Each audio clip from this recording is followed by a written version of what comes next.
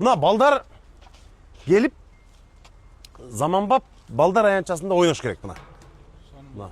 Ушунун бардыгын алып келишти. 25 августка чейин мунун баарын коюп үлгүрөсүңөр, туурабы? Муну бир жумада коюп бүтөсүңөр мына. Бүт мына заманбап жакшынакай сапаттуулары келди мына. Урматтуу шаардыктар, шаарыбыздын меймандары, өзүңүздөргө маалым болгондой, Ак Бура бул Оштун жүрөгү.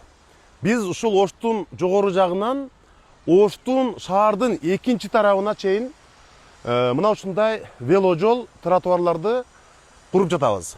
Азыр мен сиздерге көрсөтөйүн дегеним бул биздин Ак Бурадагы жаңы паркыбыз. Дээрлик 15 гектар жерге мына ушундай шаардыктар үчүн татынакай заманбап парктын курулушу кызуу жүрүп атат. Паркыбызда гүл борборлору, амфитеатр, балдар ойночу жайлар, жарыктандыруу иши кылып, абдан жогорку деңгээлде мындай курулуш иштери жүрүп жатат.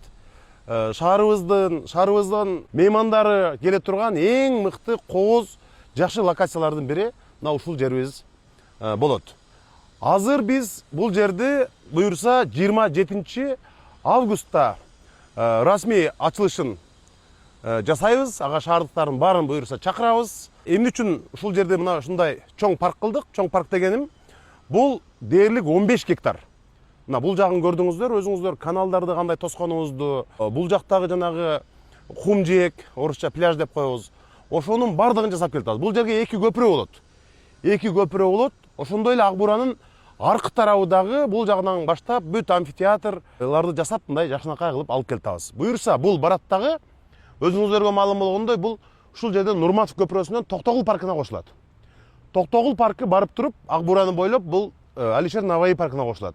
Алишер Наваи паркынан кийин билесиздер эски базарды дагы биз 50 метр Ак Бураны бойлоп ал жагындагы мына ушундайдан тиги Тоок базардан ылдый ушундай веложол, тротуар, жашылдандыруу, көрктөндүрүү кылып алып кетебиз. Мына аз убакыт калды буюрса, бизде бул жерде ондогон курулушчуларыбыз күнү түнү иштеп атышат.